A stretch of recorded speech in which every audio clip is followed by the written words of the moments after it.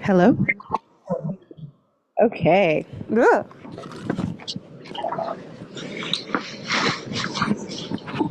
Okay, welcome everyone to today's Tubman Talk, which is actually our last Tubman Talk of 2024, and we're very excited today. I'm Dr. Bianca Beauchemin. I'm an assistant professor in the School of Gender, Sexuality, and Women's Studies, and I am also a member of the executive committee here at the Tubman Institute and the coordinator for the Tubman Talks. Tubman Talks is a place and a platform to share research and publication with audiences who are doing work related to or interested in Africa and its African diaspora. The Tubman community, oh, my tax person is calling me right now. That's not a good time. The Tubman community is interdisciplinary and we welcome a wide range of topics and backgrounds. Tubman Talks are intended to provide an opportunity for individual scholars to critically straighten their own research by presenting it to others in the spirit of engaging in debate. So before we begin today, they're calling me again. I want to make a quick land acknowledgement. So here we go. I wanted to acknowledge our presence on the traditional territory of many Indigenous nations. The area known as Toronto has been caretaken by the Anishinaabe Nation, the Haudenosaunee Confederacy, and the Huron-Wendat. We acknowledge the current treaty holders, the Mississauga of the Credit First Nation. This territory is governed by the Dish with One Spoon Wampum Bell Covenant, an agreement to peacefully share and care for the Great Lakes region. In making this land acknowledgement, I honor and acknowledge the land and its people who have been here for thousands of years. In relation, I would be remiss not to mention the current genocide happening in Gaza and the dire situations happening in Sudan and Congo and Haiti. It is important to contextualize the repressive colonial and imperial oppressions that undergirds these current situations. Influenced by Black feminist politics, scholarship, praxis, and movements, I recognize that my political commitments, mandates are in solidarity, are bound up and intertwined with the liberation and self-determination of Indigenous people, Palestinian people, Sudanese people, Congolese people, and personally Haitian people.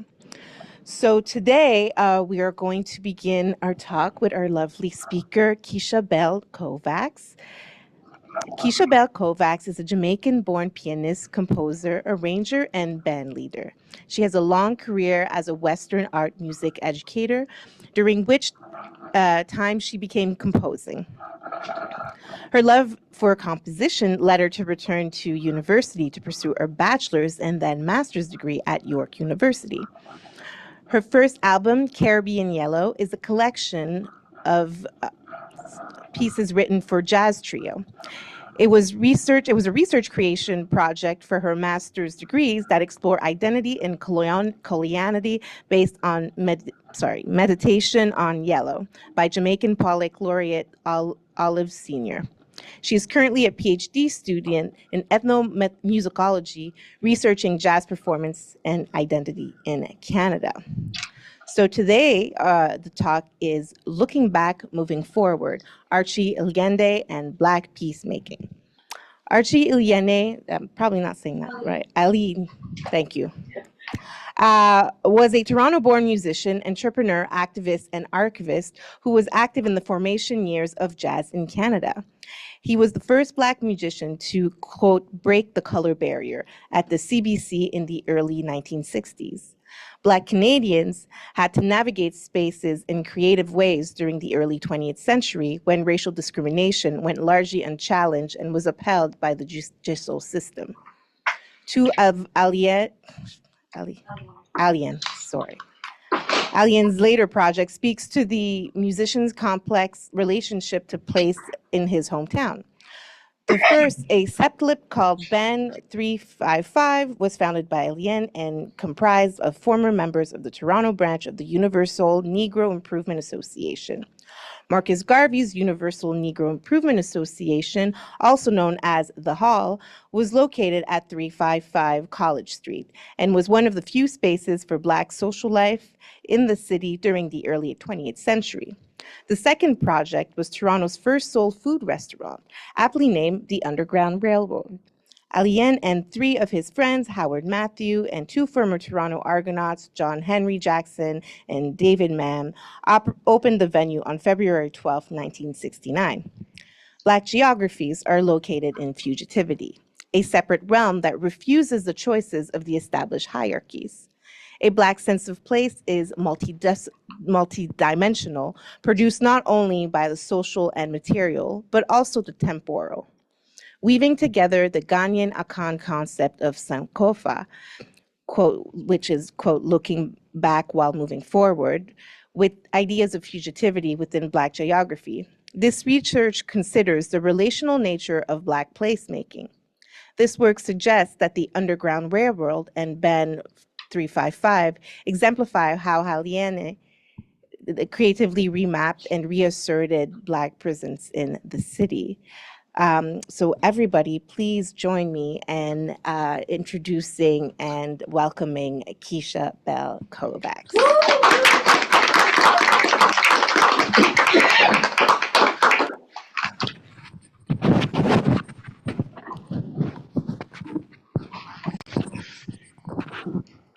Okay, hello everyone. Hope you can hear me okay. Welcome to everyone here in the room. Welcome to everyone online in our virtual space. It's really my pleasure to present this research to you today. My dissertation research is focused on jazz performance and identity. And rather than centering a specific identity, I use place, specifically performance spaces, as the modality through which the intersections of jazz performance and identity can be understood. As I was choosing a topic for this presentation, I reflected on the life of drummer Archie Alleyne. My introduction to Archie, came about 2 years ago after I completed a master's degree in composition and wanted to make a studio recording of the project. A friend had introduced me to the Gibbons family several years prior, and their son Isaiah, pictured to my right, an accomplished drummer, was available to be part of the session. Isaiah received the Archie Alleyne Scholarship and performed in the Evolution of Jazz ensemble. As I got to know the family, Jerry, Isaiah's dad, told me more about Archie. He knew that I was studying jazz performance at university at the time and was surprised that I had not heard about him.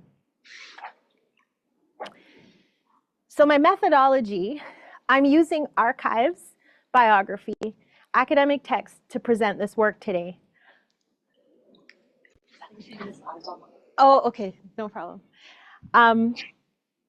But I'm also interested in geography because, to quote Dr. Catherine McKittrick, space and place give Black lives meaning in a world that has, for the most part, incorrectly deemed Black populations and their attendant geographies as, quote, ungeographic, end quote.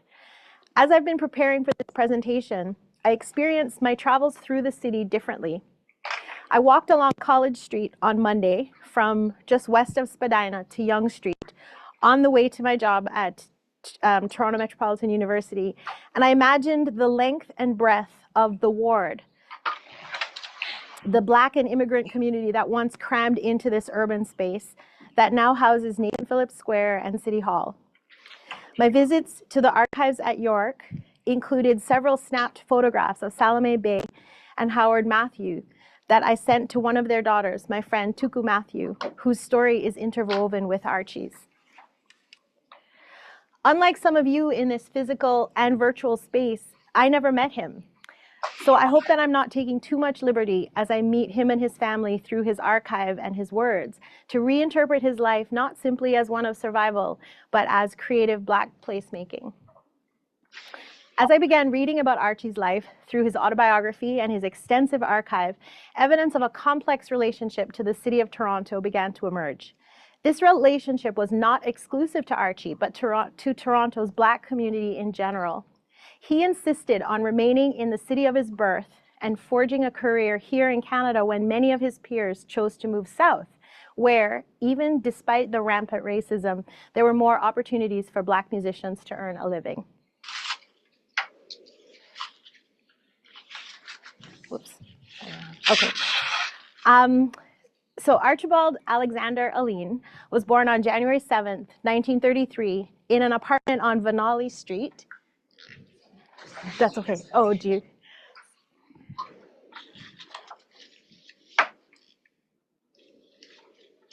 Okay, so Vanali Street, hold on. Oh, are you having trouble with it?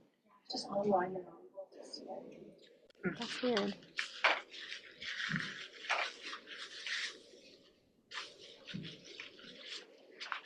Can they see it now?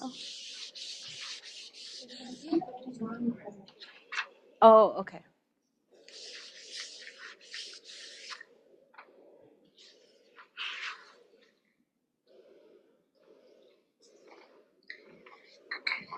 Does the H represent his house? No, that's Toronto Western Hospital. So Vanali Street is actually right here. No, sorry, here it is, where the arrow is, beside Cameron Street. So the Cameron Hotel, it's called Cameron House, and it's right down here. So this is where Vanali Street was, but this is up here is where this is the Kensington Market area, and then here is the ward area. So it was hard to find what was considered still the ward during the time that when he was born. Are they okay now, or? I think we'll present it for folks, and then we'll get Ruth to share the screen for this. Oh, nice. Okay, perfect. Okay. Okay, so he was born on January 7th, 1933, in an apartment on Vanali Street to a white mother, Jessie Elizabeth Guppy, and a Black father, also called Archibald Alleyne. They met on a train traveling from London to Toronto, where Archie Sr. was training to work as a sleeping car porter. When the time came to deliver the baby, the young couple feared the prying eyes of hospital staff and elected to have their first child together at home. Their apartment lay outside of the boundaries of two neighborhoods where the city's Black community was concentrated. From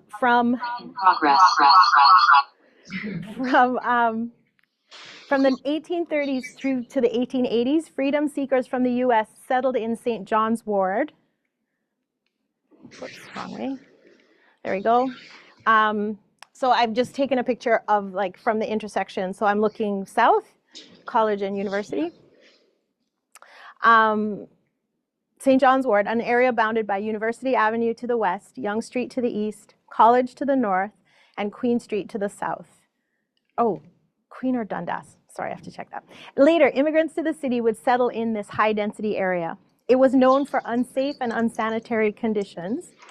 So there's an old map. Oh yeah, it is Queen. So you can see it right there, University, and then Yonge is here. As this report from, a city report from 1916 will attest.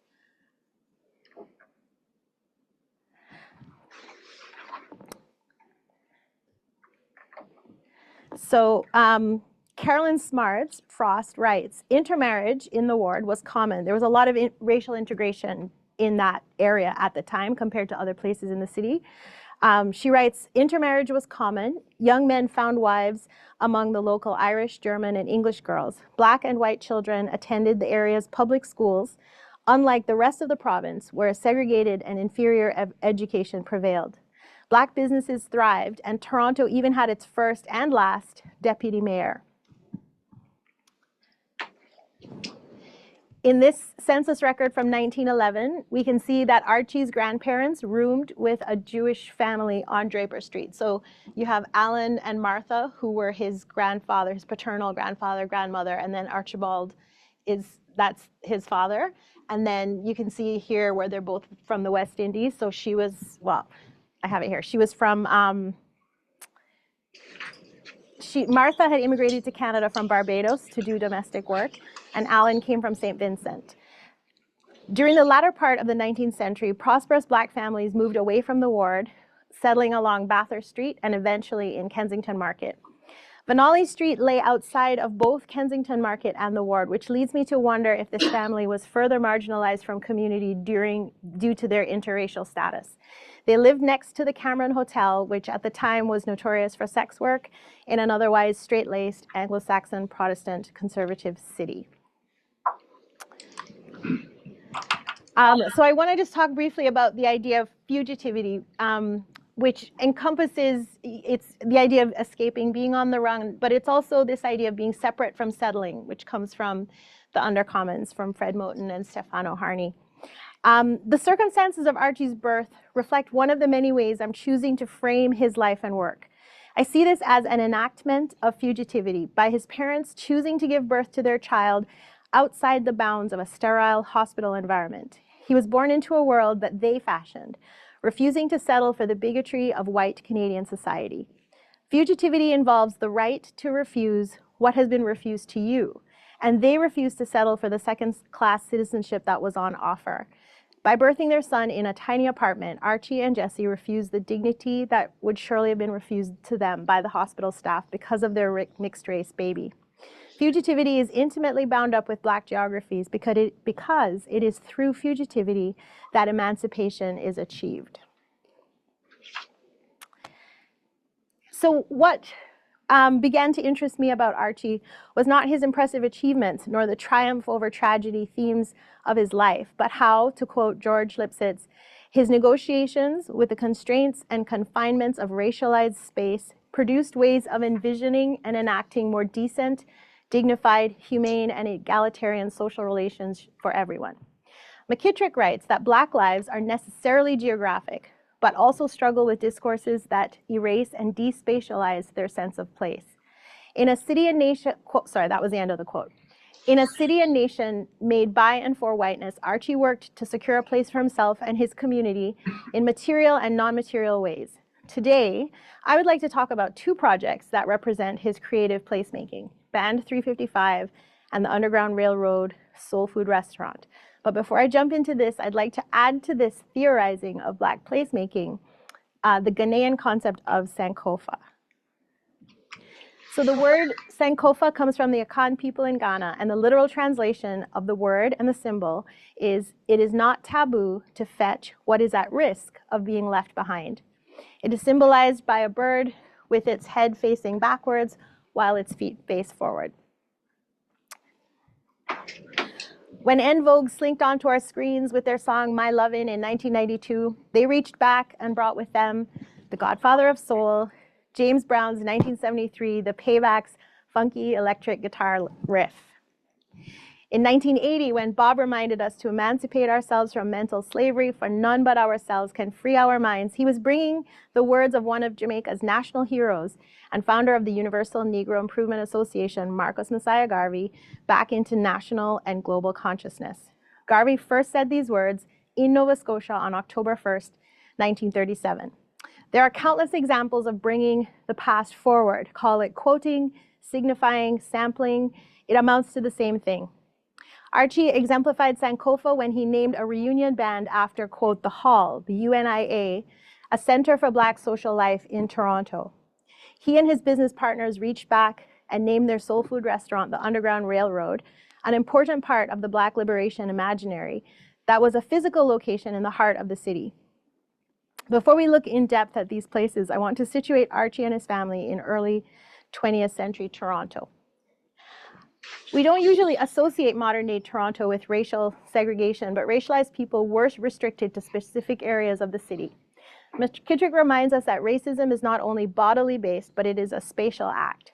Black bodies are controlled and surveilled through policies and practices that serve to contain difference and prevent integration. The Black population in Toronto, after peaking just prior to the US Emancipation Proclamation, went into gradual decline after 1865, with many formerly enslaved refugees returning south to the United States. By the time of the 1931 census, people of African descent are not named as a category of racial origin. They are collected under the ambiguous, quote, unspecified and others. The right to discriminate based on race was enshrined in a Supreme Court of Canada decision in 1939 after a Black man went to court after being denied service in a Montreal pub. Public schools in Ontario were segregated until the mid-1960s, and universities like Queen's repealed their earlier open admission policies and did not admit Black medical students until 1965. This was the Canada into which Archie was born in 1933. Oops.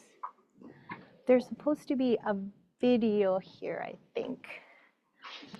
I'm not going to play it just yet, but like the fathers, so I'll just talk briefly about his life. Like the fathers of Canadian jazz musicians Oscar Peterson and Oliver Jones, Archie Alleyne's father worked as a railway porter. All three musicians were first-generation Canadians born to Caribbean immigrant parents, Barbados in the case of both Alleyne and Jones. The family eventually moved to 315 College Street, living with rent subsidy from the Home Service Association, the only Black social service agency in Toronto at the time. Archie refers to this College and Spadina neighborhood as, quote, the immigrant area, which was part of the ward and district area. Archie was not keen on school, but he also grew up in a time when no amount of education would offer a Black man anything but a service job, and he was eager to leave as soon as possible. As a young teenager, he started taking piano lessons with a teacher from the Black community, but the family's precarious financial situation made owning an instrument prohibitive. Using a whisk broom and a magazine, Archie began to teach himself drumming.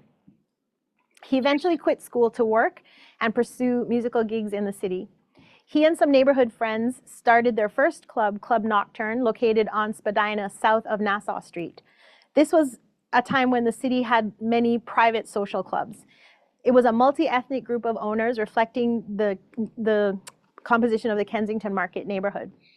On the weekends, it was a space for dances and jam sessions with local and visiting musicians, including Miles Davis on one occasion. Archie honed his drumming skills at the club, church basements, the UNIA hall, jam sessions, dances, and parties. But in his words, quote, I got in touch with the Toronto music scene. Not enough, however, to be noticed where it really mattered, downtown, end quote. Eventually, Archie was introduced to drummer Jack McQuaid, who was a co-founder of the Long and McQuaid music stores, who was part of the downtown scene of white musicians. Archie took lessons with McQuaid until the latter deemed them no longer necessary. This was an important connection that allowed Archie into the white music spaces that were off limits to Black musicians at the time. So we could play that video. Yeah.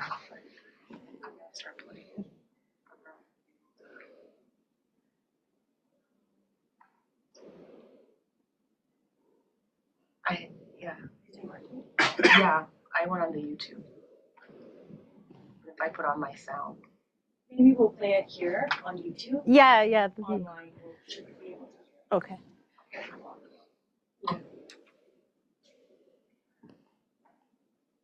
Wow, look at this. 94% of people believe company culture is important to different. There was a lot of prejudice here. There was a lot of discrimination.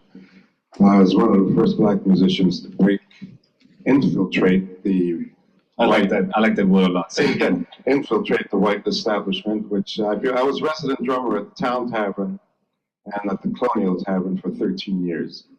But prior to that, there weren't any Black musicians on Yonge Street in any of the clubs. The first musician to break that barrier was Cy McLean, who was from Nova Scotia. And he went into the Colonial Tavern in 1947. And after that, up and down Yonge Street, there were a number of clubs starting from Bloor Street all the way down to Queen Street. Lots of clubs, the Zanzibar and all that. And of course, the Blackbirds were taken over. That's when the R&B scene started. You know, but the jazz scene, it was not easy. And I got a lot of, I was called a lot of names other than what my mother named me. And there weren't very many. A lot of the community, the Black community, did not come out to the clubs because they never felt welcome. And it's a shame, but that's the way it went, you know. But we had our own clubs within our own community. It was like the Spadina and down there. I was born on Queen Street next to the Cameron Hotel, the building that is there. And so I know the area quite well. The Kensington Market was my playground, you know. So, and I still go down there. My daughters are down here. They live down there still. So the scene that was elected what they called the crossover. I left the Sudan Dundas area because I wanted to be a musician and I wanted to make my living as a musician. In order to do that, I had to make a crossover from Sudan and Dundas and go to Bloomer and Avenue Road in Bloomer, where the clubs, the after hours clubs started. So I started infiltrating the after hours clubs and all that kept going. That was part of my schooling. That's how I learned how to play, and it wasn't easy at times, but finally, even with the Toronto Musicians Association, Simon Plain and his band members were the first ones to be allowed in the Toronto Musicians Association. No blacks were allowed in the association at that time.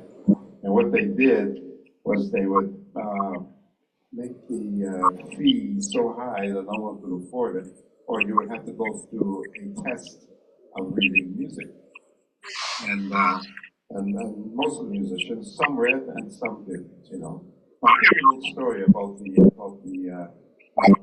white blackness. I had a friend of mine, his name was Mark Ross. He was a saxophone player. He was a Jewish fellow.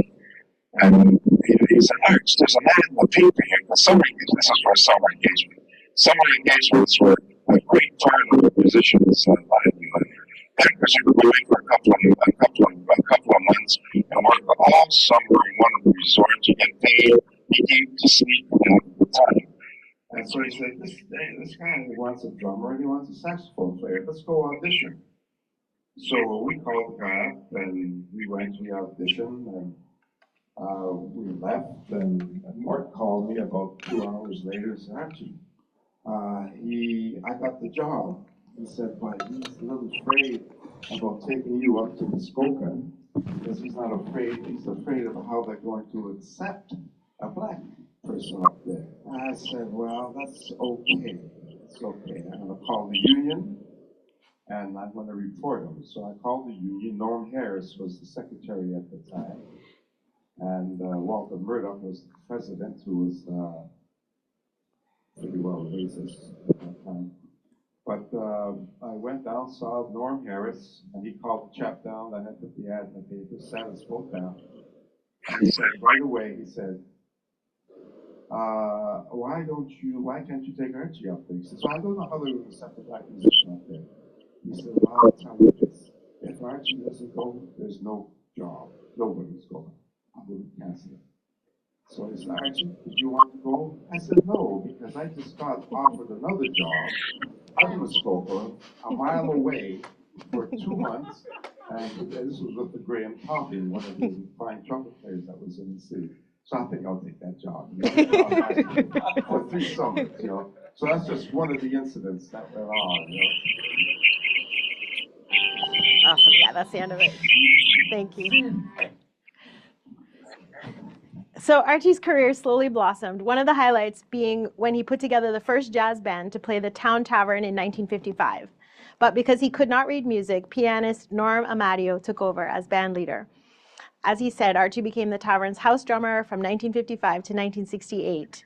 He was finally able to make a living as a black musician in the city. He writes of other musicians who ended up leaving for the US, where there was a large enough black population to support black-owned clubs and all-black bands. In his biography, Archie noticed demographic shifts occurring in the city in the mid-50s. Immigrants from Europe displaced by the Hungarian Revolution and black people from Nova Scotia began to arrive in Toronto. These combined with Afro-Caribbean peoples would lay the groundwork for a quote, new black consciousness only a decade away. Archie's connections led him to be the first black artist, the first black artist to play at the CBC. And in 1957, he was called to play with Billie Holiday in Stratford. So these are all of these pictures are from his archive, for the most part. Some of them aren't. But he has a lot of really beautiful pictures of Billie Holiday. And those were one of the tangents that I tried to keep myself from going on. Because it's like, this is not about her, but he really had some really lovely pictures of her and like ads and newspaper clippings of that. 10 years later, on December 14th, 1967, Archie was involved in a near-fatal car crash that required multiple surgeries and a lengthy hospital stay. His friends and colleagues in the music community held a benefit concert on his behalf to help cover the hospital bills. Once he recovered, with a growing family to care for, he decided to leave music and become a partner in the Underground Railroad restaurant from 1969 to 1982. In the years that followed, Archie advocated for jazz to be taken seriously by government arts funding agencies like the Canada Council. He called out the racism of jazz festival promoters who overlooked Black musicians in their booking practices.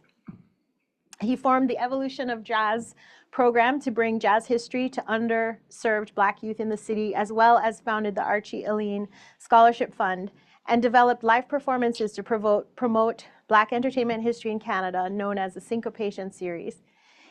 He was named an Officer of the Order of Canada in 2012.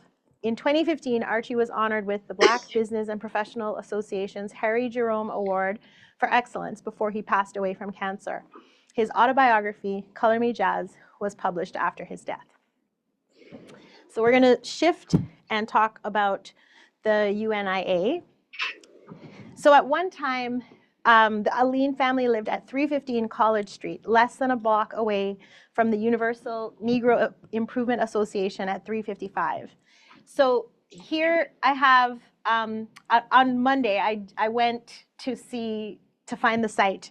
So this is the site as it stands today. And then I found this picture online from about 2018. So I'm not sure when the building was taken down. But I don't know if you can see it well, but there's somebody who wrote, Marcus Garvey lived here, and it, like there's a little bit of graffiti there. And then I actually walked a little bit further down to where 315 College Street would be, and it was sort of within walking distance. So it was kind of cool to just sort of map the area myself just to see what it looked like. So you could really see the proximity of where he lived compared to the hall. So the hall was an important space for Black social, cultural, and political life. Archie attended dances there when he was old enough and played floor hockey in the UNIA-affiliated Negro Youth Athletic Association. The cost of ice hockey equipment being prohibitive meant that few Black youth could participate, so this was a good alternative. Marcus Garvey and Amy Ashwood founded the Universal Negro Improvement Association on August 1st, 1914 in Kingston, Jamaica, on the 80th anniversary of the Slavery Abolition Act of the British colonies. They moved its headquarters to Harlem, New York 2 years later. Garvey was a Pan-Africanist who rejected racial integration in favor of a Black nation in Africa. He believed that self-help and racial pride were the keys to achieving social, economic, and cultural independence of Black peoples. By the early 1920s, the UNIA had millions of members in 38 states and 41 foreign countries. It was one of the most successful all-Black organizations in history. According to census data from 1911, the Black population in Toronto was 468 people. But by the time of the 1931 census, 1,344 Black people were reported in the city, but that number may have been closer to 5,000, just because when you look at the actual 1931 census, it doesn't list like Negro or Black or anything, it just says unspecified.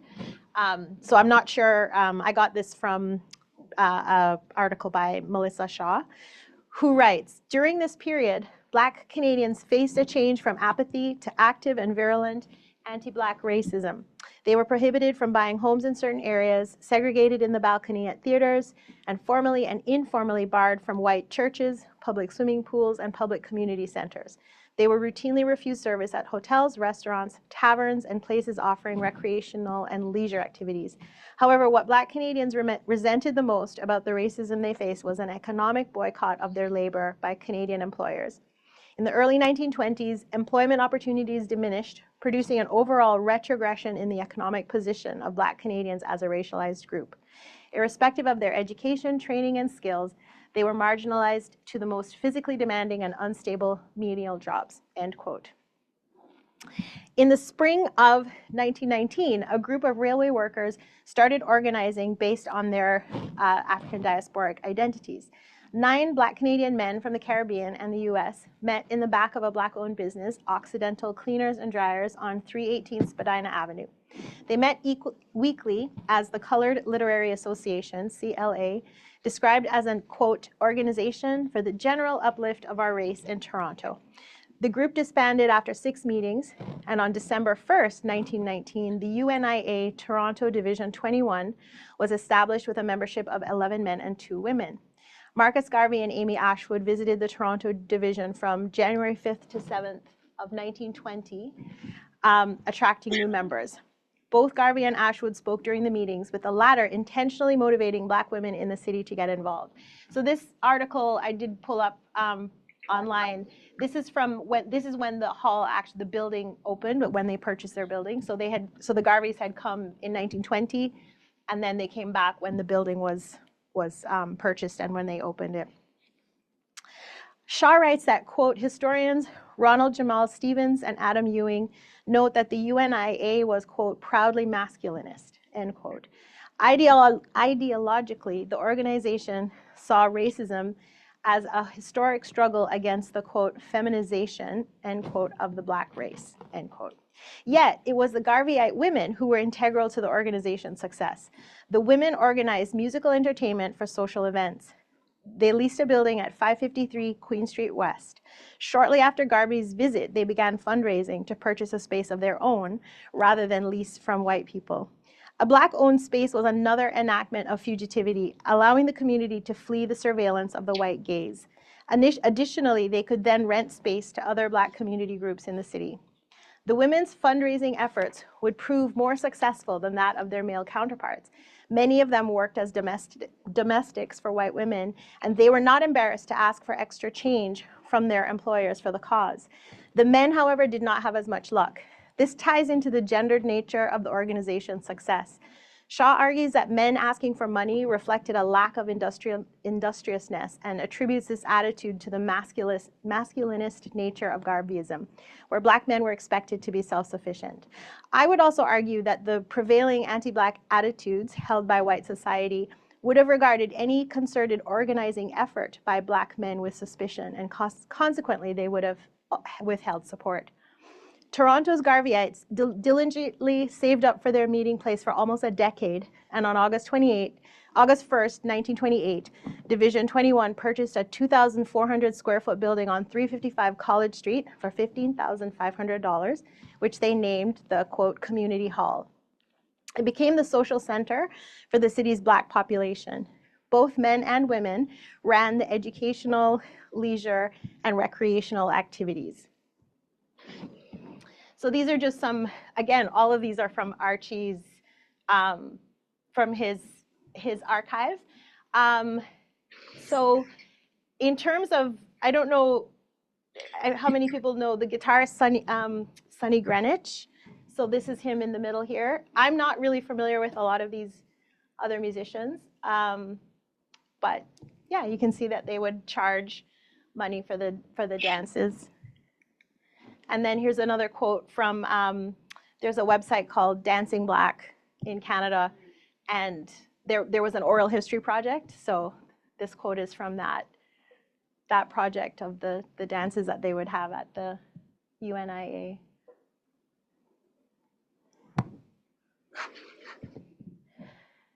And then this is also from Archie's archive. So in 1980, he had a reunion. So you can see him here,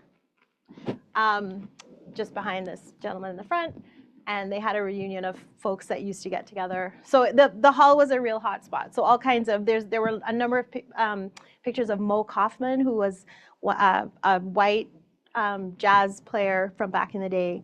And then I had also read that when bands would come to town, they would go and jam with them, like Duke Ellington's band and stuff. So it was a real hot spot. And then here's another picture. So these are some of the people that he ended up forming Band 355 with. So he had several projects in the second part of his music career. But one of these speaks directly to this idea of Black placemaking. In 1997, Archie formed Band 355, made up of what he called graduates of the hall. And they played Montreal Bistro from about 1997 to 2002 with varying lineups. At one of their early shows, the lineup featured Archie on drums, Frank Wright on vibes, Sid Blackwood on clarinet, Alf Coward on piano, Doug Richardson on tenor, Ron Johnston on bass, Gord Phillips on guitar, and Salome Bay singing on some of the tunes. He was very intentional about how he named this band because the name is coded. Black Torontonians of a certain age would undoubtedly know the reference, but every review, when I went through the archive, every single review, every single promotion, they all say 355, which takes its name from 355 College Street. So it's almost like he's forcing us to recall what this stands for. You know, it's very intentional. So I just really find that so beautiful what he did. In this way, every performance was an enactment of Black space and collective memory, a form of remembering, reaching back, and bringing this space of Black sociality and liberation into the present. Okay, so we'll switch gears. In my ideological fantasy world, I was going to make cornbread and bring it, but that did not happen. But I'll just tell you that I wanted to. Right? Yeah.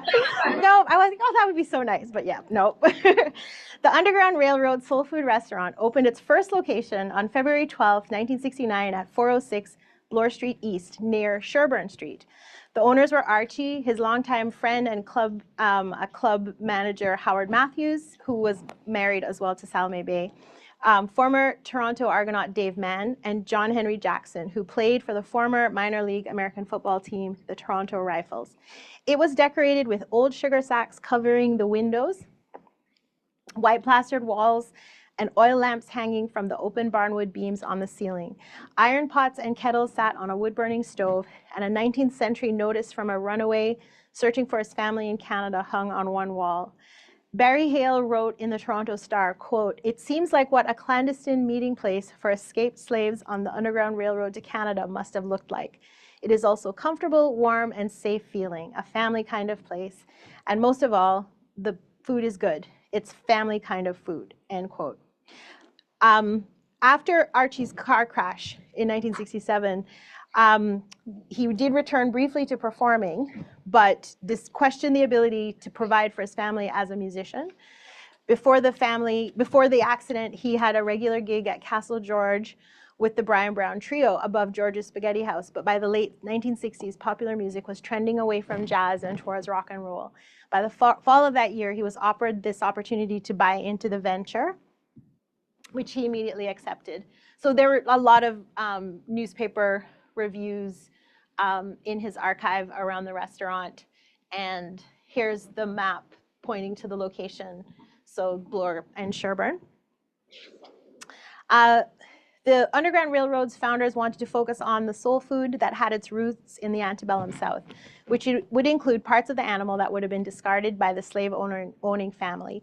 It would be intensely seasoned with spices and savory sauces and include dishes like cornbread, ham hocks, shrimp gumbo, and sweet potato pie. They wanted to serve not only the local Black community, but also tourists visiting Toronto from the States. So there's the recipe for the cornbread. So that's just the intention. I'll try it one day, but did not happen today. Toronto's Underground Railroad restaurant symbolized the freedom embodied in its name during the late 60s when young people in Yorkville were protesting the war in Vietnam and there was an emerging Black consciousness in Canada. In Archie's words, quote, "The Underground Railroad Soul Food Restaurant was meant to symbolize this newness, a freeness of spirit and survivability everyone yearned for." Quote, a few years later, in April 1973, the King Street location of the Underground Railroad opened to the public. The restaurant enjoyed celebrity patrons like Harry and Sherry Belafonte, Isaac Hayes, Bill Cosby, Diana Ross, and Mick Jagger. Archie left the Underground Railroad in 1982, 13 years after its doors first opened. So they had music there, and the editor of Contrast, which was a Black newspaper, he would often be in the restaurant. He would work on the different, putting the newspaper together. He was often a fixture, apparently, in the restaurant. And this was the former premier of Ontario. So I forget which opening. I didn't put a date on that picture, but So these two projects from Archie's life represent more than just a Black man trying to survive in a city designed for whiteness. They represent a way of being in the world that forces the dominant culture to acknowledge both its presence and its alterity. Band 355 recalls the space on 355 College Street that celebrated Black life and Black joy. Their performance run in the late 90s through to the early 2000s forced promoters and critics to bring the UNIA into current discourse by having to explain the coded name of the band. The Underground Railroad restaurant recalled a fugitivity and a path to freedom that led many Black families to Canada.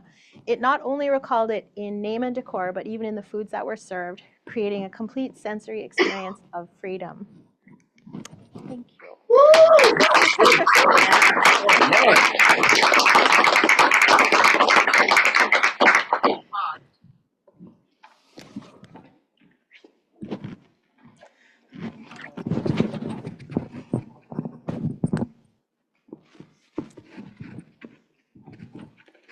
All right. Thank you so much, Keisha. That was amazing, and made me hungry and makes me want to listen to music. So thank you so much. So we're going to, I have a question I want to sort of start the Q&A with, and then we'll be able to open it up to folks in the room and folks on Zoom. I just want to see if Mohammed is there. Mohammed, hi. So I'll have you curate the online portion, and then we'll sort of take care of things here. Just as a point of record keeping and archival work, which we saw in this work is very important. Make sure that you sign up on the page that's sort of circling around the sign up page. I think that's it right there. As we continue with the Q&A. So, yes, one thing I definitely wanted to highlight is the great attention to details that you have in looking through these archival material. You're definitely a historian in terms of the way in which you are telling the story, and I think that's quite an amazing feat. So, you know, keep doing the good work. Also, I did want to highlight, and I was curious about, you highlighted the different places in Toronto and even in Muskoka that Archie performed at, and then you did highlight that with the band 355 also performed at the Montreal Bistro. But in terms of the spatial relationship that you're sort of highlighting, I was wondering if there was a little bit more interaction also with Montreal, given its historical lineage of Black jazz music. I'm thinking of if there was like a intimate relation with Rockhead's Paradise, or, you know, and those types of spatial sort of relationships, how they sort of manifested themselves. So yeah, thank you. So Montreal Bistro actually was in Toronto, but that's a really good question. So why did they name this club in Toronto the Montreal Bistro? So that's a really good question, because I think now, and I think I'm going to rely on other people here, like, is the Jazz Bistro now what used to be the Montreal Bistro? No. Okay. The Jazz Bistro was top of the Senate. Okay, so what was the Montreal Bistro? The Montreal Bistro, Café de Copain. There was a club called Café de Copain, which morphed into the Montreal Bistro. Okay, thank you. So, but in the archive, no, I didn't see any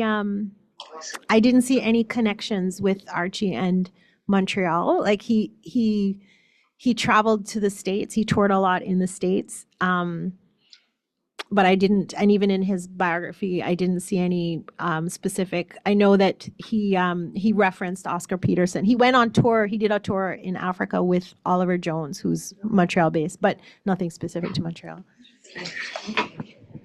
Thank you for that. All right, and we have a question here. I think I'm. What's for the people? Could you hear me? Yeah. I didn't really. I think I have about two things to say. It may morph into three, but the first point, if I only make the 2 points I have in my head right now, I think folks may think the second point is more important. The first point is equally important. but it may seem somewhat esoteric. I love your movement when you were speaking. It was very black. Like you don't realize you're almost dancing, which is germane to our people. You know, I mean, it could have just been a stand-up, right? Which is what you would expect in a presentation like this. But you were actually like dancing, you know. But it's a compliment, you know. I knew Archie. I lived in the beach for a while, for a long time, and on my street, which was Mann Crescent, which is 1 block east of Coxwell and Girard, is a Mann Crescent, and there's a guy there, Jim McBurney. And for 39 years straight, every Saturday, he had Toronto's finest jazz musicians come and jam from around 1 to 6. And at one time, Archie lived 2 minutes walk from there. And I just want to say, as a Black person, there are a number of Black people in this room, and we all have what we may like or don't like about how individuals project themselves. I just love Black people who are like Archie. What do I mean by that? He's profound, but he won't show it unless he has to, right? And when he spoke, you better listen, you know? And he commanded it without being forceful, you know? So he was a presence, and he was a very ethical man, a very, you know, kind and generous person. When my son was about 3, and then my son used to come with me every Saturday to watch the jam, and Archie gave him a set of drums, right? My son had this thing, nice man plays drums, you know? So, and the evolution of jazz, which you spoke about, that was a very, very powerful thing. He got together some of the best Black musicians in the city to expound on, like, we are here, you know, please listen to us, right? You know, and some of the things are sad in your presentation. By that I mean, in some ways, you know, things have not changed. In some ways, it's gotten worse. In this city, if you stand at the intersection of Bloor and Palmerston, which is just 2 blocks west of Bloor and Bathurst, and you look south, you're looking at one of the most beautiful streets in this country, okay? Like, it's just trees and the majesty of the homes. That was once dominated by Black people. And you didn't talk about that very point. We talked about the neighborhood, right? And to think that we're no longer there, you know? And why is that? You know, so that's it. Thank you. Thank you. Thank you so much. Yeah. Do you want to respond to that, or just, I mean, or move, you know? All right, so I'll do that question. I thought I was finished, and then I'll come over.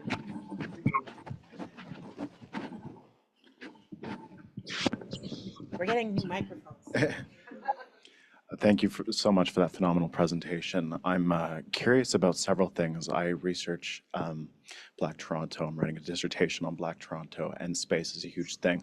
I'm curious, about the liaison between the Jewish community in the area, because it's huge in terms of a lot of Black-Jewish relationships in terms of social justice advocacy, but also business adventures. I'm thinking of B. Denham Jolly, but also thinking of Austin Clark. What was the relationship at all in the archives that he articulated about his relationship with the Jewish community there? And then number 2, is there something, I was struck by your comment about him being gentle, but then bringing it if he had to. And I've been researching Austin Clark's archives, and he's another first of the 60s, publishing the first novel in 64. And he's quite a forceful personality, and I'm wondering if there's any sort of trail about Archie's participation in the Black political community in the 60s, because there's just this huge communication transnationally happening. So, yeah, those 2 things. Oh, thanks. That's okay. Really, really good questions. So hope that I mentioned that his grandparents roomed with a Jewish family on Draper Street. So on that archive, that picture from the archive, it actually there was like a name of a Jewish family and then the 3 Alleynes, and they all had the same address. But yeah, definitely there was a lot. So, and even in the Club Nocturne, you know, some of his buddies. So yeah, there was a lot of the people he played with because the ward, it started up. This part was kind of hard to find because there were real gaps where I'd find information. You probably find this too. And Rosa Orlandini in our library, she's fantastic. So email her. She's really helpful. She sent me so much specific stuff, but there were just gaps. Like you could find census data. And then there was another book I had found where it said the Black population declined because it peaked right post emancipation, and then it declined because a lot of people went back, and then you're kind of wondering where everybody went. And so it's hard to trace, but I think as Black families moved out of the ward, they moved into like the Bathurst area, and then Jewish families moved into Kensington. And then you would have the Jewish families would rent to Black families. But I think this was now a new generation of Black people coming in, like in the probably even before the 60s, like West Indians and stuff coming in, but the Jewish families would rent to them. But there was definitely a lot. And like I was saying, like Mo Kaufman was a Jewish player as well. So there was definitely a lot of that integration. And then in terms of, so I mean, like I was saying to you before we started, I could have gone on all day. I had to be so focused because speaking of activism, like he had letters, like I really glossed over a lot of his life because I was trying to just focus on these 2 things. But he fought with the Canada Council because he was like, why isn't jazz part? He was trying to get a grant in 1982, and then he got all of this support, like from Black artists, white artists. He actually found Oscar Peterson. There was an Canadiana suite. Apparently in the 80s, you couldn't buy it in Canada. You had to order it from Japan or from the US. There was Boss Brass album, Live at the El Macombo, could not order it in Canada. So he pushed the Canada Council. Why isn't jazz a part of this? You know, so he really he fought. I mean, there was letters when he was younger, him battling a music critic in the newspaper over drumming. Like there's a whole, so yeah, there was a lot. Like Archie did not take anything lying down, and he documents all of it. He wrote to newspaper. He wrote to newspaper. He has every letter, like every, jazz festivals. Why aren't you hiring Black bands? Yeah. And then they would kind of give him some BS response and stuff. So I think in your work, if you're researching, you should check out his archive because you will. Yeah, the history of Toronto is there. It's there in the archive. But thank you.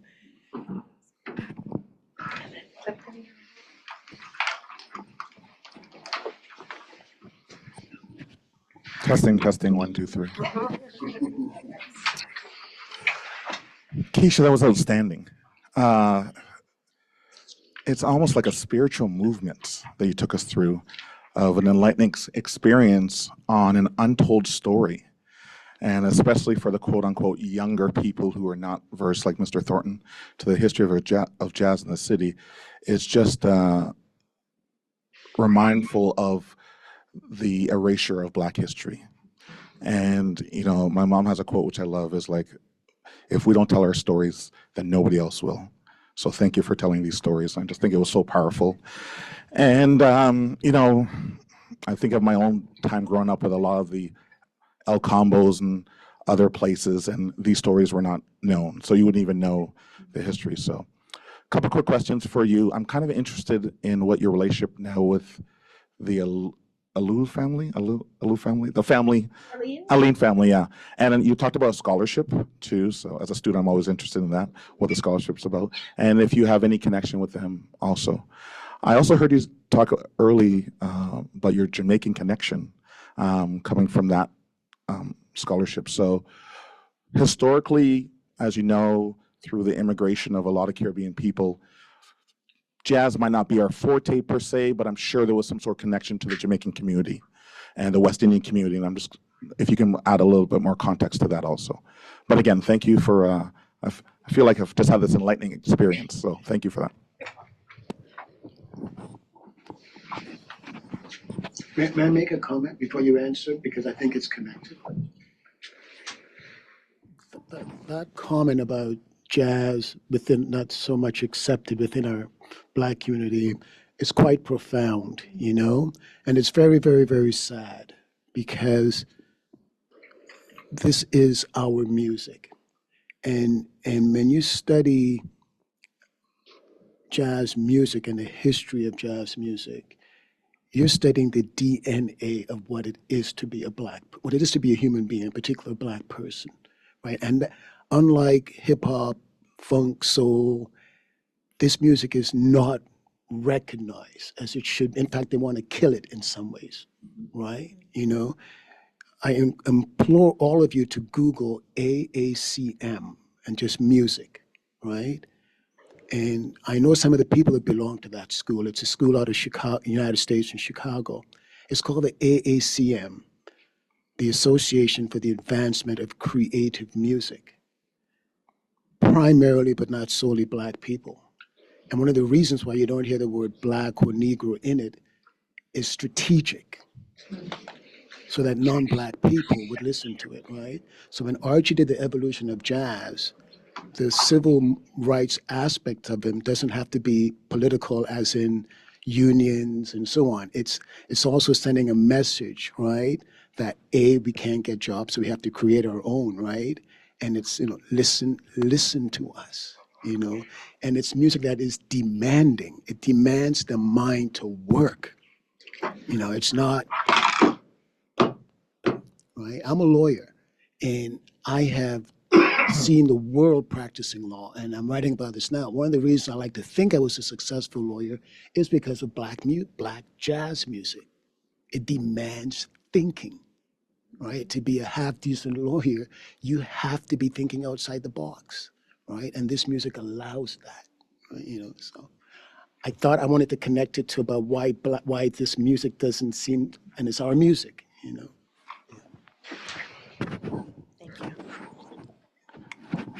Sorry. Okay. In terms of the Alleyne family, I have no connection to the Alleyne family, but my connection I illustrated in the beginning is that I met Isaiah. Isaiah had. Picture, by the way. Thank you, Isaiah. That was the day we did that recording. Isaiah performed in I think he performed in Collage, but definitely in Evolution of Jazz. And I met Isaiah's dad, who told me about Archie, and he was like, "How do you mean you don't know?" And I was like, "I don't know." So that was the beginning of the journey. And then it turns out I actually have a gig coming up next month, and I'm playing with another scholarship recipient who is Omar Gittins. And I found both Omar and Isaiah in the archive. So yeah, sadly I don't have a direct connection, but in terms of that, in terms of Jamaica, I mean, we immigrated here to Montreal because my dad, who is online, his job was he had transferred from Jamaica to Montreal. So that's why I feel fairly new to Toronto. So when I got here, I wasn't familiar with the different venues and locations. So it's nice to have folks here who are familiar and who know.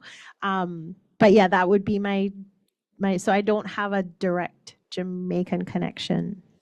I don't know if that answers your question. All right. Thank you so much, Keisha, and everybody for your comments. Oh, I was going to skip to online, but we have plenty of time, so I'll get back to you. So Mohammed, if you want to take it over. Oh, and actually, Keisha, make sure to let us know about that performance so we could put it on the newsletter. Sure. All right, Mohammed, take it away. Yes, thank you, Keisha. I have one person on my list, Shabnam. You want to unmute and ask your question? Yes, for sure. Hello, Keisha. I was going to be there in person, but I'm nursing a flu, so I'm sorry I couldn't make it. I was very struck by your slide and what you mentioned about fugivity is being separate from settling. And it resonated with me being a first generation immigrant. And I'm wondering in what ways can that feeling of being unsettled relate to the creation of the music or the form of music that is jazz, which is so synonymous with Black music. So I'm just curious to understand or listen to what you think about it. That's such a cool idea. I had not I had not thought about this because this presentation is not directly musical, so I wasn't thinking in terms of music, but I think you're right. I think the nature of sort of jazz coming from the anything from post, I don't know, 1950 onwards, the music can be very unsettled. Like it can be, depending on what subgenre of jazz you're thinking about, there is a definite unsettledness. There's sometimes a lack of quote unquote resolution. Some people have a hard time listening to it because it doesn't have, it can often, depending on what you listen to, it can often feel unresolved and unsettled. So I think that's a really interesting connection. Yeah, and I think it also relates to the unpredictability and the improvisational quality of living, of life, and music. So just those intersections I'm very interested in exploring in my own work. So that's I like that idea of improvisation and fugitivity. That's cool. I like thinking about that. Thank you. And also of your movement during the presentation. Yeah. Mohammed, since I'm not seeing anybody else, I'm going to go around. We have a few more questions over here.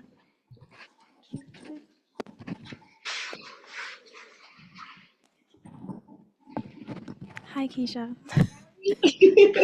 Thank you for inviting me, and I really appreciated the comment about the movement because Keisha is my music professor and she does move a lot and dance a lot in class, and it's very endearing and fun to watch. I actually just wanted to get clarification on something you mentioned about the census, because I was curious when you said that there was such a large discrepancy likely in how many Black people were actually in the city. Can you speak more to why you think that is, and like when you think maybe that started to change and why? Yeah. Thank you, Bianca. Yes. You're getting your steps.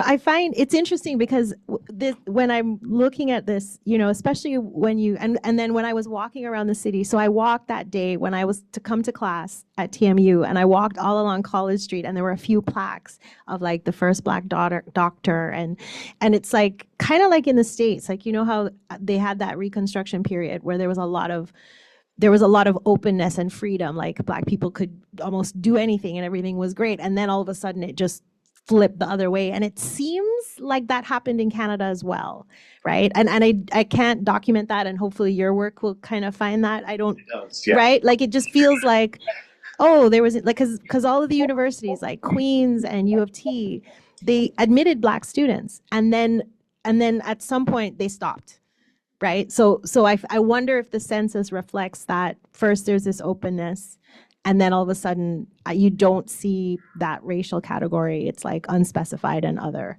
Whereas before, when I showed the slide of his grandparents, it said like Negro, but that was gone by 1931. So again, I'm just kind of guessing based on what I saw, but it just feels like, there's this, everything's cool, and then all of a sudden it becomes very anti-Black. Like first just tolerance, and then, but it would be interesting to trace that, right? 1911, there is an immigration proposal to effectively ban from Canada, and it closes until basically post-war. There's a little bit of trickle, but you saw me get up to take a call when you were presenting.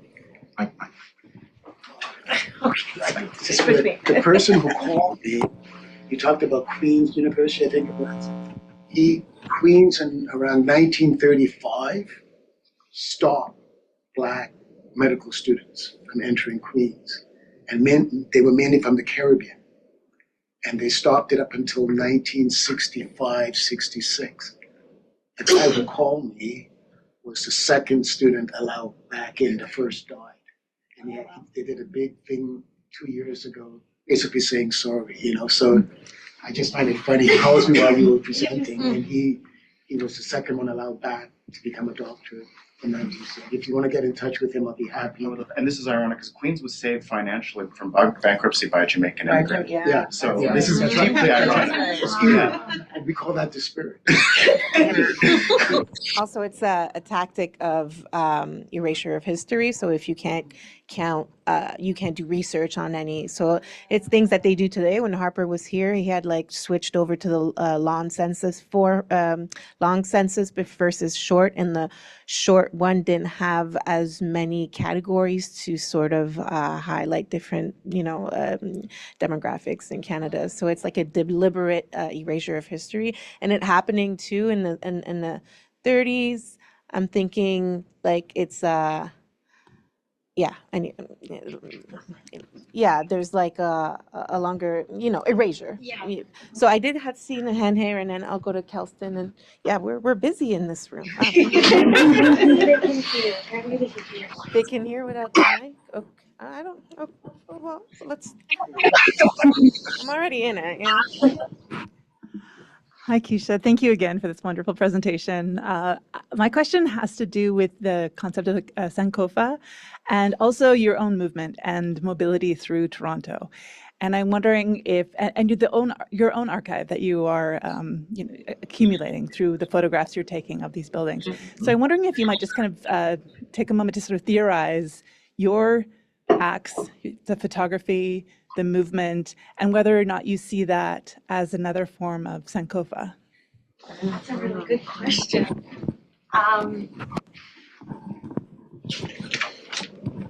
That is a really good question because, we talk about, you talk about like decolonial methods and I do really enjoy dancing. So it makes sense. I don't even realize I'm doing it. I didn't know, Gabby, that I so now I know. But yeah, I've always been the kind of person where if I do better if I'm driving somewhere or taking transit. If I get lost, I do so much better because then I know where I am and where things are, like to just follow instructions. So I do prefer a very kinesthetic way of learning. So I would say, like thinking of that idea of looking back. I haven't really thought about that. I hadn't thought about that, but it really did strike me. It's funny too, because when I showed up, when I tried to figure out where 355 was, it took me a minute and I thought it was this building. And then when I saw what it was, I literally burst into tears in the middle of the sidewalk. People are going by and I'm crying because I was kind of like, wow, because when you see all those pictures of all those bands and all those musicians and and to see it's just like this pile of rubble. But then there was an article too that showed the graffiti, and they called this anonymous geographer who's saying like, remember, this place was here.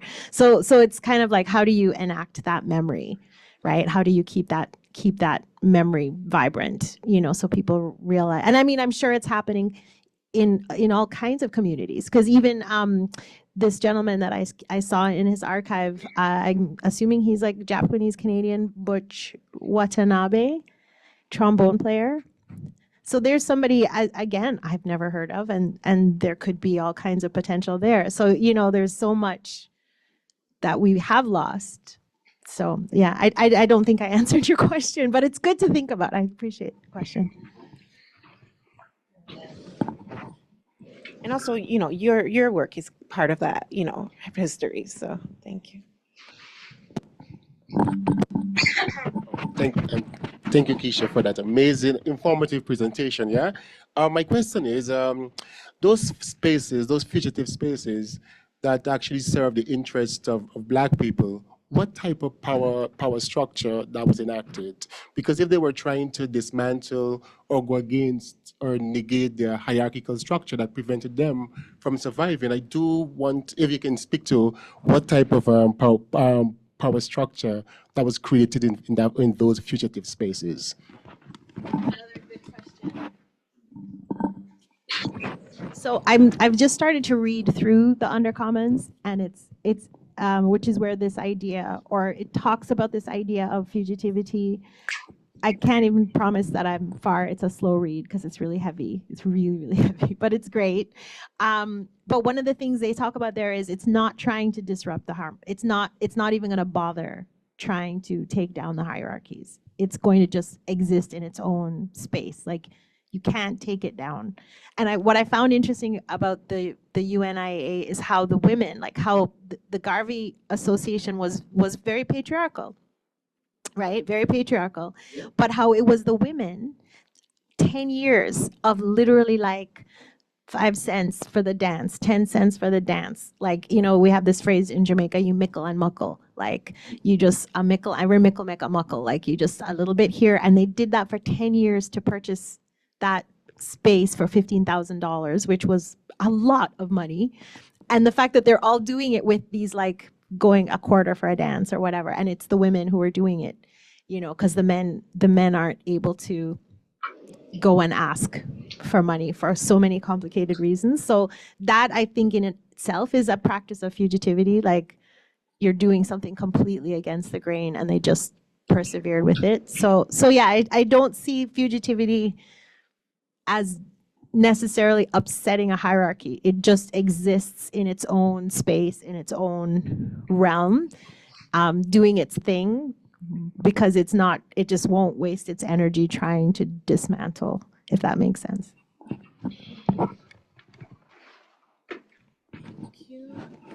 Do we have any more questions here? Yeah. Hey, Keisha. Fantastic presentation. That was really, really cool. And thanks for letting us all hear it. This is kind of, I guess, more of a comment, but I think what I'm realizing as I'm just kind of new to academics in general. A thing I'm noticing as a career musician and like who's spent a lot of time doing jazz is the sort of, I don't know, casual disinterest in the academic world of a local history, like particularly in like with regards to Toronto. Like, you know, I spent a little bit of time at Humber College, and most of what we talked about was what happened in the US. And like, that's hugely consequential. But it's like, we don't talk about the players that were here. We don't talk about our contributions. We don't talk about the clubs and how they worked dynamically. You know, my area of research is the union. We don't talk really about the union beyond like, they were good for a bit and then they weren't. You know, so I don't know. I think this is, you know, and I attended another presentation a little while back where, like, again, sort of this idea of like even trying to highlight whiteness in jazz academics is also a thing that I kind of just didn't expect walking in. So I don't know. I'm just hugely grateful for hearing what you had to say and for shining a light on like local Toronto culture and like local Toronto jazz contributions, because I feel, again, as someone who's been working in this for 15 years as a player, that I hear nothing about anyone, you know, like the only big player of consequence that that's Toronto based that I really know, especially black players, was Shamaka, the drummer, and who passed away fairly recently. And like, beautiful man, beautiful player, but beyond like me and like other people who sought out that knowledge, it's just not there. I don't know. Sorry. Thank you very much. I can speak to that actually, because Archie talked about that. Thank you for that, Daniel. Because actually, in his letters around the jazz festival, he had two main issues, and one of the issues was, why aren't you hiring more Canadian players? And he has, so in his archive, you'll find letters where he's saying Canadian players are being overlooked. You know, what's going on? So it was Canadian players and Black Canadian players, but definitely he felt Canadian jazz musicians were also. So he actually did see that happening. You know, why are they bringing in Americans to headline? And so you're right. I think in terms of jazz, and it's funny because I remember mentioning to people when I tell them about what I'm researching, like American people or even people in Jamaica talking to, and I mentioned Oscar Peterson, they're like, oh, we thought he was American. They don't even, and I mean, Oscar Peterson is probably our biggest export, but they just assume, oh, obviously he's, don't even think that he might come from Canada. So you're absolutely right. And actually, our class at TMU, we do have a feature. Like last week, we actually had a feature on Toronto music. So I agree with you. I don't know why in music academia we don't focus on Canada more. Or if we do, it's very limited, like Armory Schaefer, like there's other things that have happened in Canada. So I think there's also like, this is just a quick thing. Thank you very much. Because I think people can hear it when you're closer to here, but when it's further. Totally fair. Yeah, the other thing I think, I don't know, this is something that I just want to go and research, but I think part of it is like this obsession that Toronto has, with being New York, like we want to be, we have New York envy. And then on top of that, like music academia, or jazz academia having largely come out of, from what I understand, like the Berklee School of Music, and their specific exclusion of a lot of Black players from being part of that. Famously, Barry Harris talked about it, and like how the canonization of players like Bill Evans, who didn't get around. Like he had his set of players, but he was not playing with the other greats, and yet like for some reason, Bill Evans is is considered the canon best jazz piano player, but it's like, I don't know, but there were so many other amazing, beautiful players that had so much to contribute who were more involved in the culture, like in what was actually going on. And like there's plenty of other players who are kind of similar to that. I would say, especially like, kind of going into the 80s, and I say this as someone who's a big Brecker head, like the canonization of Michael Brecker as being like the next generation of like the big jazz sax player post Coltrane, right?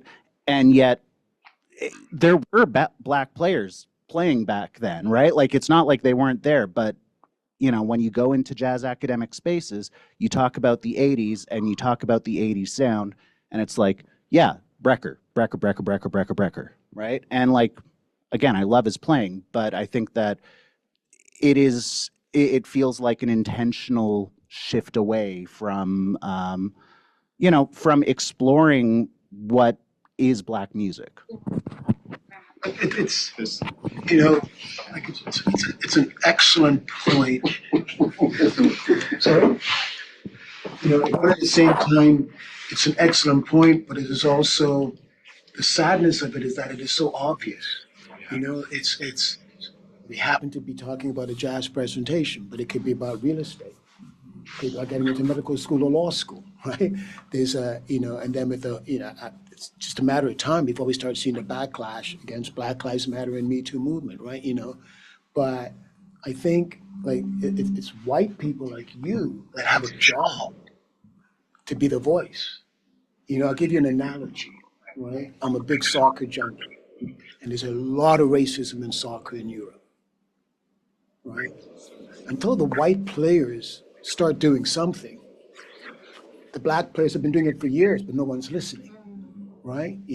So you have an obligation, like you're doing here, to speak out, because these musicians I told you about, the AACM, like I'm not exaggerating. If you read about these men and women, some of them, they are the Bach and the Mozart and the Beethovens of today. That's not being said by me. That's being said by white critics, right? But nobody knows about them. I bet if they were white, the whole world would know about them. Right, so it's a simple yet complex at one and the same time. I'm very fascinated by this conversation, just because also at this time you have like Canada in the 70s. You have now like new quotas on how much Canadian airtime like the Trudeau government introduces all this kind of stuff. But on the local history scale too, there's a place in Burlington, the Brant Street Inn. It used to be like this hub of great musicians. Also in the 60s, there's a problem of Americanization of Canadian society. So all these American musicians are coming, and the Canadian musicians are floundering. And so you have this club in Burlington that is getting names like Ella Fitzgerald and Louis Armstrong, and their friends are coming with them, and they're not allowed into the club. They're in the trees watching the performance from the trees outside of the club. This is in Burlington, and it's a piece of local history that like no one seems to pay attention to or care about, but it's a huge thing. And similarly with this problem, I'm experiencing this problem with Toronto, where Montreal gets the highlight for Black history in the 60s because of like the Writers' Conference and Sir George Williams affair, and Toronto is neglected, like just heavily neglected. And it's ironic considering your point about the New Yorkization of, we have more languages, more diversity than New York, we have the largest Black population in Canada, and yet there's learning about this. It was a surprise. I've been diving into this for the last 3 years. This has been my project. I just heard about him today.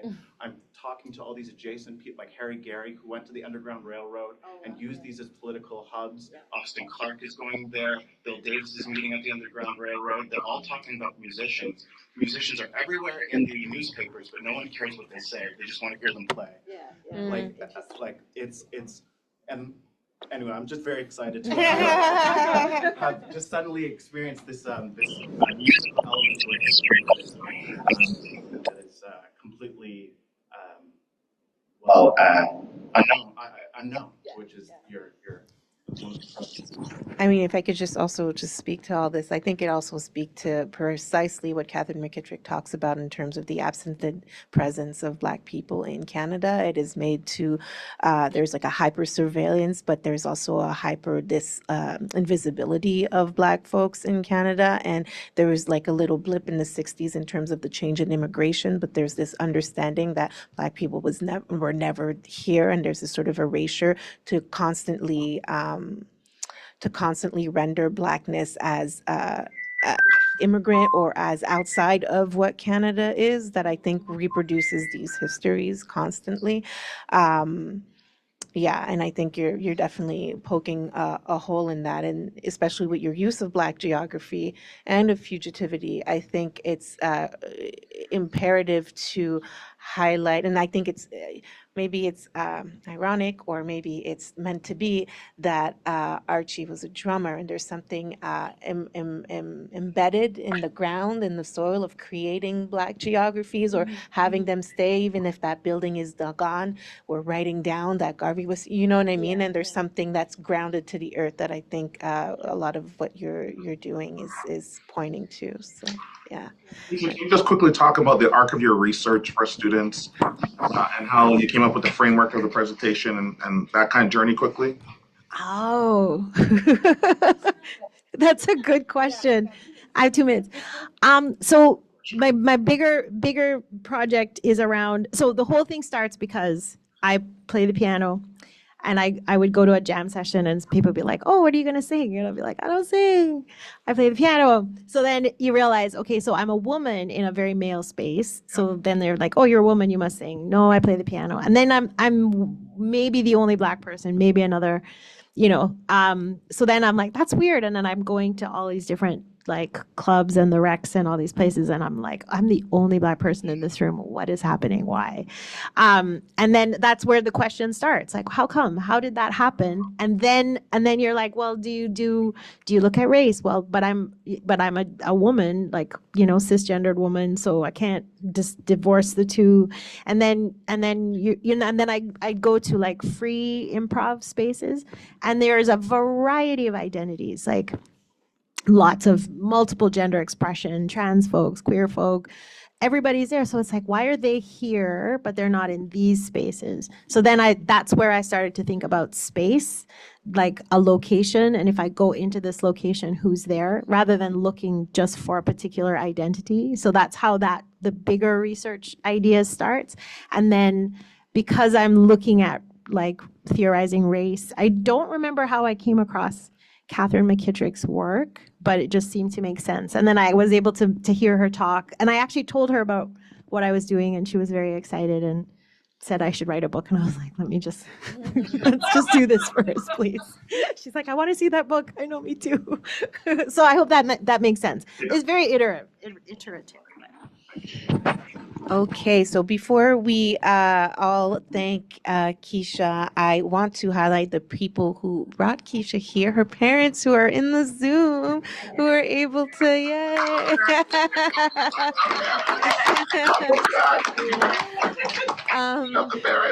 And Mohammed, did you want to say a few words before we finish up? I saw your hand up. Oh no, that was. I was I was applauding. Yes, I wanted to say we have to recognize the parents and thank you for joining us online. Absolutely. That's amazing that you're able to make it to this talk. And then let's take the time to thank Keisha for her wonderful presentation. Clearly, from the comments and the questions, your work has touched us all, and we are really fortunate to have heard it. So we are going to conclude this week's Tubman Talk. This is, as I said, the last one of the year of 2024, but we do have a few other events that I want to highlight. We have a Tubman and CIKL, so the Center for Indigenous Knowledges and Languages is linking up with Tubman for a lunch and learn with Dr. Ruth Rodney, who was in the room, and Dr. Angel Alouk and Dr. Sean Hillier. And that is happening on November 29th at 11:45 a.m.